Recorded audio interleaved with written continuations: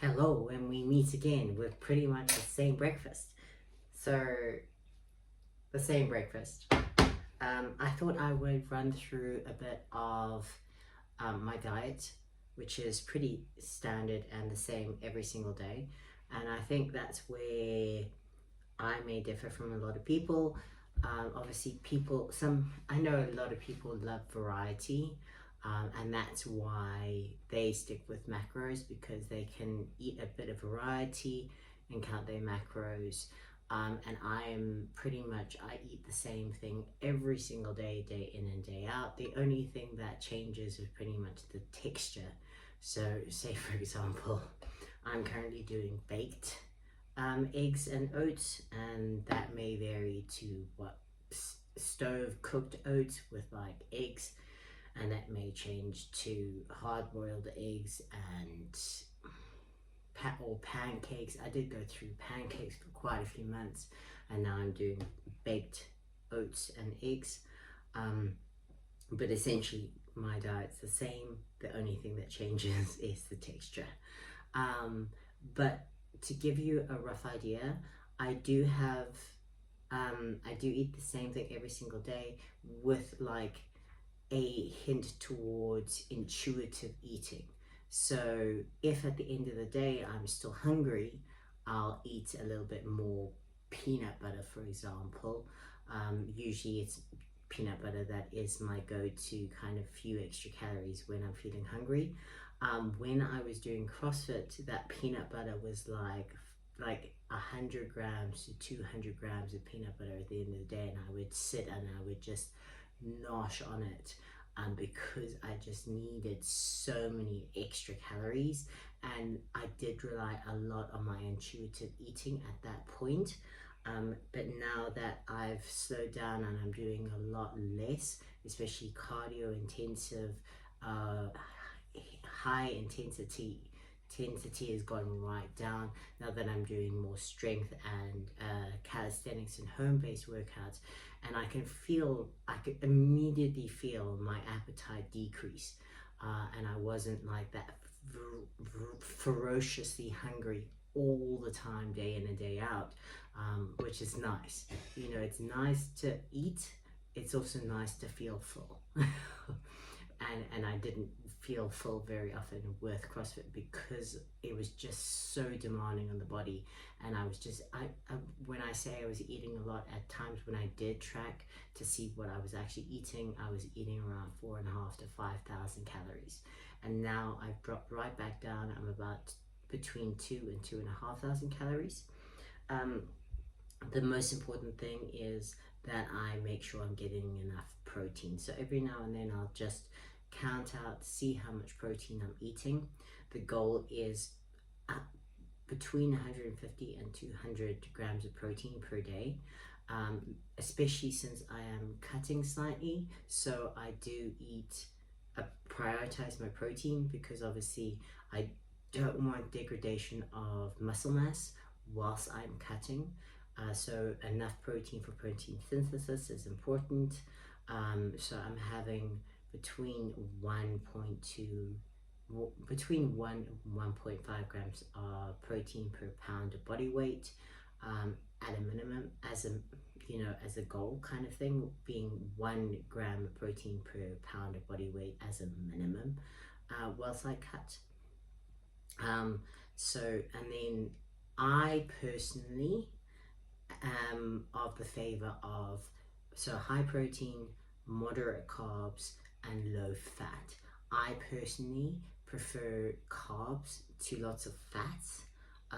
So I love, like literally when I cut on fruit and oats, and a bit of rice and lots of vegetables, but lots and lots and lots of fruit. I love my fruit.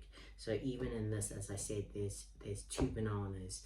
Used to be 50 grams of raisins. That's dropped to 30 grams of raisins, and sometimes no raisins at all, depending on how I'm feeling and my recovery levels. So I love my fruit, and anyone who says fruit is bad for you and you can't cut on fruit, I am living proof that you can cut on fruit. And that is my personal experience. That is how I've always cut. When I'm on stage, literally leading up to stage, I am eating pineapple, and literally a pineapple a day leading up to stage. That is how I cut, and it may not be typical, but that is the way I do it. There are plenty of people who obviously prefer fats, and then they go into keto, and that works for them. I think it's one of those, there is no right or wrong. There is what you mentally and physically can push yourself the most with. And if you can push yourself more eating bacon and fats, sweet. If you can push yourself more with fruits and protein, do it that way. There is no right or wrong. There is just what you feel more comfortable with.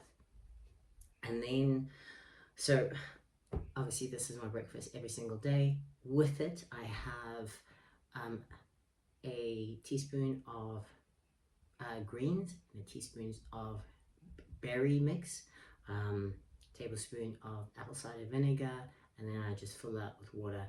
I like to get in about 500 mils of water before I train, just to make sure that I'm completely hydrated whilst I'm training. I don't think it's a good idea to ever train without having water, and whilst you're training as well, to keep on sipping, because even if it's cold, you will be sweating slightly, and it's also really nice, especially if you're doing hypertrophy, to sip on the water, because that water goes straight into the muscle and causes more hypertrophy of the muscle, so you can maximize growth as well as, you know, getting the blood flow going a little bit more. Another thing I wanted to cover whilst I'm on the subject of dieting is cravings and whatnot.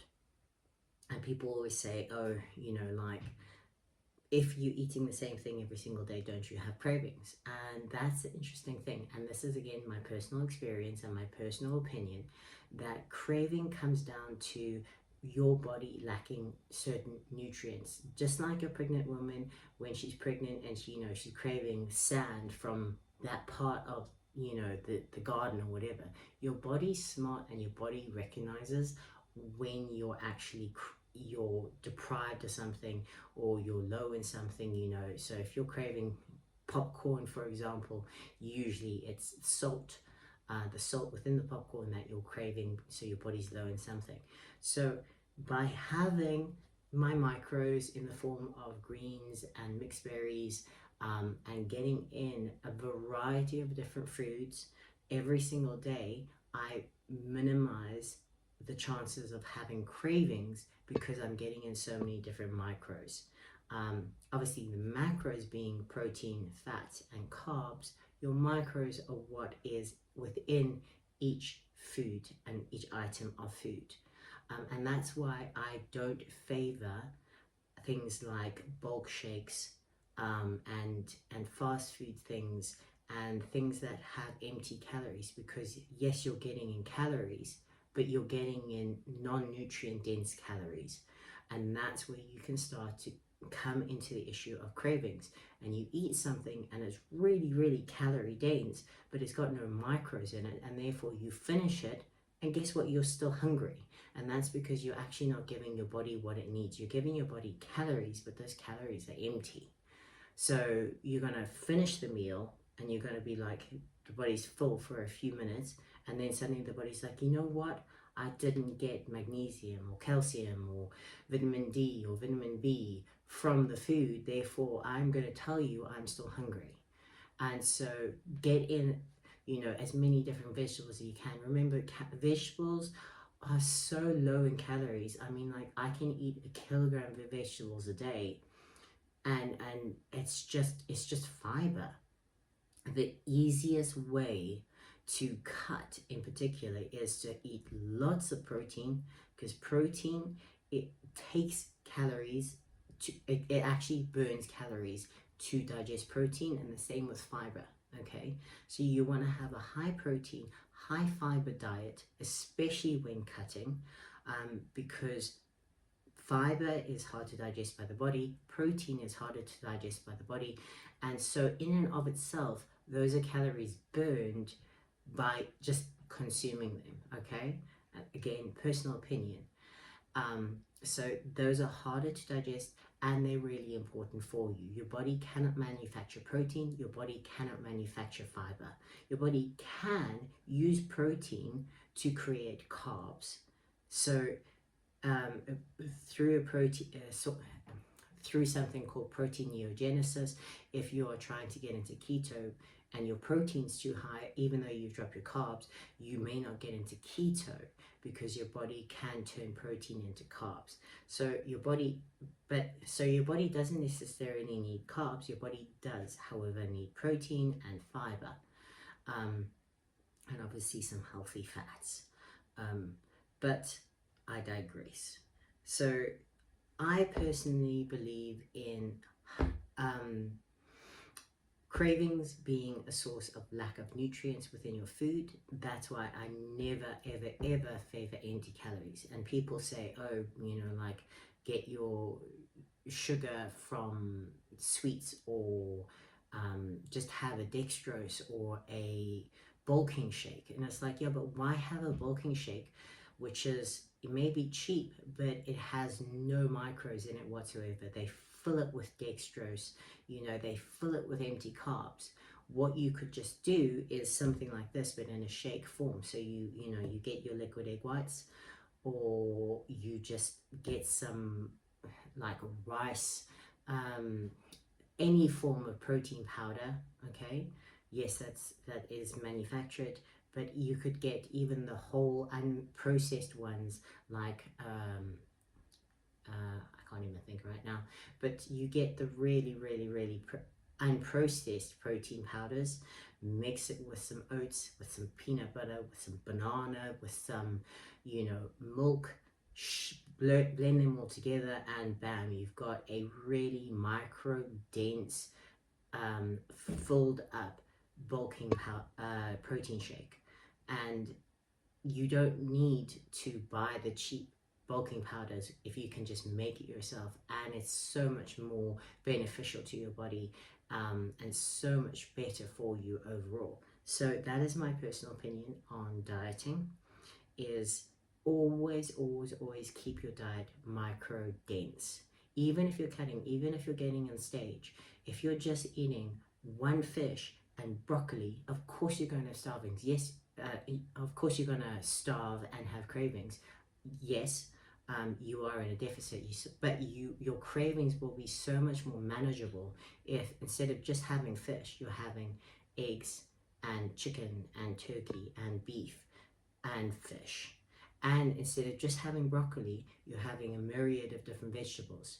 There is nothing wrong with carrots. The number of vegetables that get demonized by bodybuilders because they're higher in sugar compared to some of the other ones.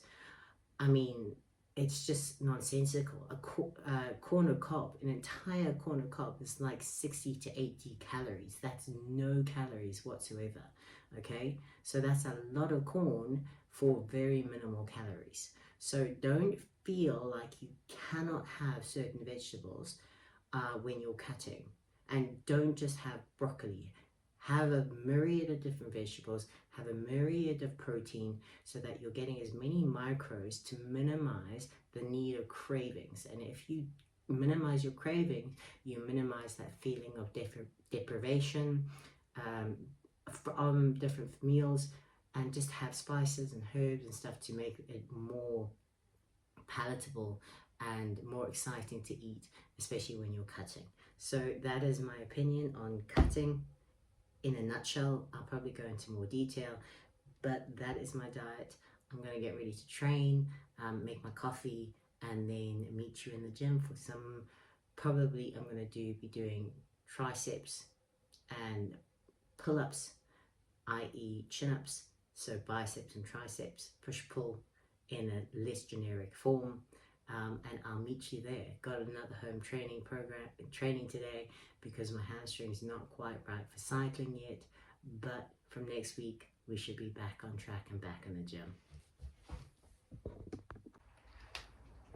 So I'm going to be doing a push-pull kind of workout, but body weight, body weight as in I'm going to use body weight exercises, and I'm going to add weight to them.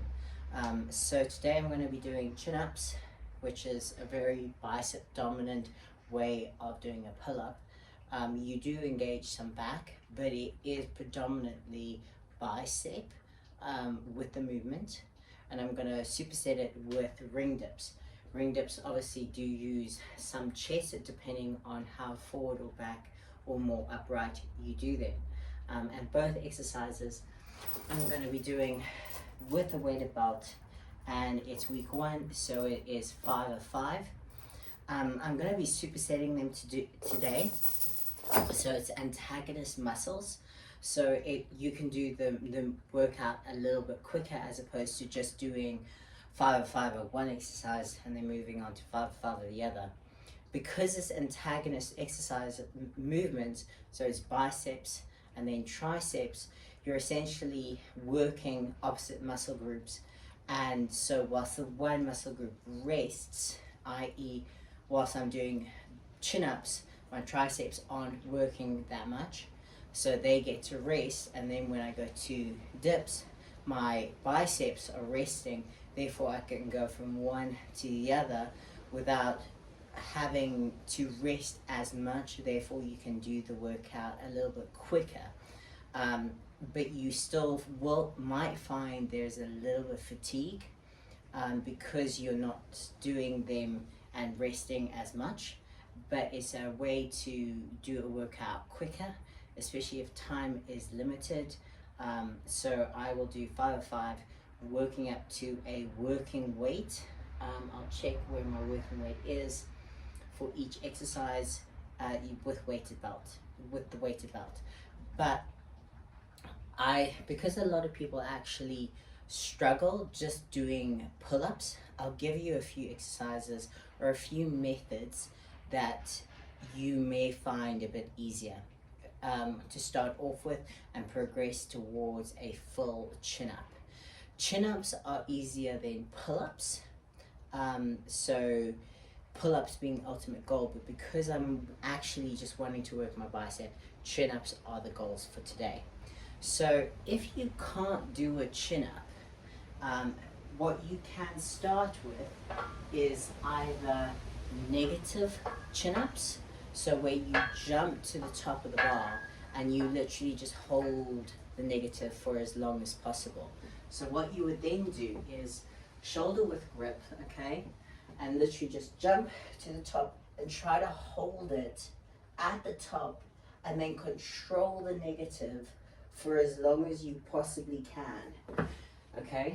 Even if you get to the point where you're literally just dropping, try to control it for as long as you possibly can. So even if your goal is 5 negatives, perfect. You know, that is a really good starting point, and it will teach your body the movement.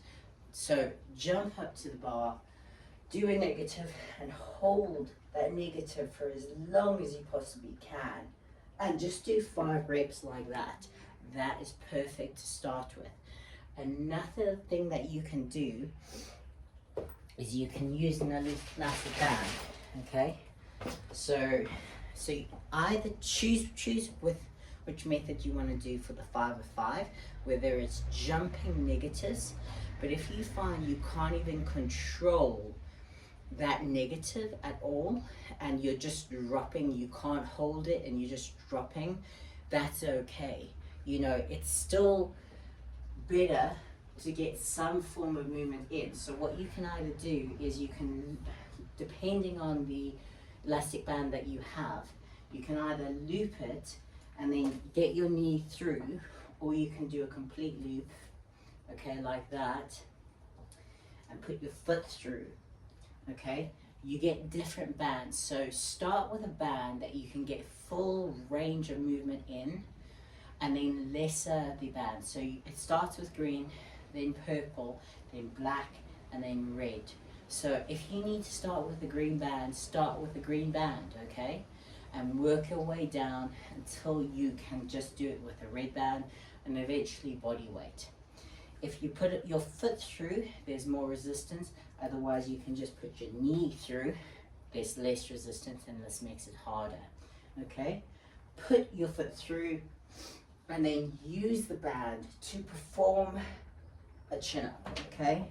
And get the resistance you need in order to teach your body the movement. Sometimes it's just about teaching your body the movement and strengthening your positioning in the movement. So for this week, and if you can't do 5 chin-ups, okay, either do the negative like I showed you, or just use an elastic band and do 5 sets of 5 with the elastic band, okay? If you can do body weight, but just body weight, do as many of the 5 reps as you can body weight, and then introduce an elastic band, or negative if you can't do all 5 reps at the body weight. If you can do all 5 reps body weight, then start adding weight, whether it's 1 kilogram. And we're on to the second camera because the first one lost memory. Okay, so we're going to superset the biceps with the chin-ups with dips, okay? Now, what choice of dip you do depends on your comfort level, your strength, where you're at, okay? I'm going to be doing ring dips, which I consider probably the hardest form of dip because there's so much instability within the rings, okay? So the goal with the rings is you want to lock out at the top. Let me do it this way so you can see what I'm actually doing, okay? So you lock out, externally rotate, go down, shoulder touches the rings, and then back up and externally rotate again at the top. Externally rotate means just bring the rings around, okay, so you're fully locked out before you internally rotate and go down again, okay? If that is too difficult, you can just simply do rings on dip machine, well, not dip machine, but on dip bars, stable dip bars. If that is too difficult for you, you want to loop an elastic band. I'll do it with the rings because I don't actually have dip bars in my little ghetto home gym setup. So what you want to do is take an elastic band, okay? Loop it around the one dip bar. You can even do this with the rings. So you loop it around the rings, okay? Loop it around the other ring or bar, and just scoop your knees underneath the rings, okay? And just use those to create enough resistance to do 5 ring dips or bar dips, okay? I would prefer you do all 5 dips with an elastic band than to do the third option, which is dips off a bench. But again, you've got to choose whichever method gets you the stimulus and which you find the hardest, okay? But can do with correct form. The most important thing is correct form. I don't care if you're just doing bench dips, as long as you're doing them correct, okay? And that's the most important thing for me, is form over ego lifting. It's not about ego lifting, it's about getting correct stimulus. So you've got 2 options. If dips on bars or rings just isn't at, you just don't feel confident and comfortable enough to do them yet. So you can either do dips, okay, just off a bench, try to get your elbows almost in line with your shoulder, and then press and lock out at the top, okay? Do it nice and slow and controlled.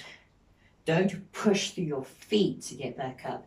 You want to use your feet as little as possible, okay? And do 5 nice and slow reps off a bench, okay? Keep your elbows quite close, locked in, rather than flaring them out. The second option is to keep your hands quite close together and do a tricep dip off a bench. Again, you want to try and get nice and low, keep your body tight, and do 5 dips, push-ups like this. So those are your 2 options for body weight dips. If the ring dips and the bar dips aren't an option. So we're going to do 5 chin-ups, then 5 dips until we get to the working weight, and then we're going to do 5 at your working weight. If your working weight is body weight, sweet, then just do 5 reps chin-ups, 5 reps dips, and 5 sets. If you're using elastic bands for the movements, then literally do all 5 negatives. Do 5 negative chin-ups, 5 elastic band dips, 5 sets. Okay, that is the workout. Pull, push, body weight, all with weighted if you're like me, and that's what we're going to do today. So it's 5 to 5, 5 sets. Make it as hard as you possibly can. So if you're using weights, use the weights. If you're doing negatives, hold it, try to control it as much as possible. Rest as long as you need to between sets so that you are creating the best reps possible. This is body weight. This is about controlling it, controlling your body, teaching your body the strength it needs to be able to do it, okay? I don't care what level you're at, as long as you're trying to maximize each and every rep. Don't half rep it, as in you're not focusing, you're just trying to go through the movement, you're not adding tension, you're not making it as difficult as possible. Focus, take the time. If you're doing 5 jumping negatives, do 5 nice quality jumping negatives, or 5 elastic band negatives. Push yourself. You're doing 5 sets, 5 reps, that's it, okay? Of each exercise. Make it hard, make yourself proud. And that's how I feel about these exercises. They're body weight, but they're difficult, okay? I'm not going to fill my entire working set because you're going to get bored as fuck, and I've been talking for what I feel like is forever in a day. But I'll just show you, I would probably won't even show because this is getting really long in the tooth. But I hope this gives you some ideas as to what my workouts are gonna be like, as I'm not teaching you as much and just going through the movements and everything. I'll probably film more of my working sets. But that is today's workout. Push pull. I'm gonna close the garage doors because it's absolutely freezing cold, and it's gonna get like really grungy in here and dark in here, darker than it is already. But yes, 5 sets, 5 reps, push pull my way, and let me know what you think, how it goes, what level you're at. If you're struggling with anything, comment below and I will help to assist you in whatever level you're at, and let's make some gains together.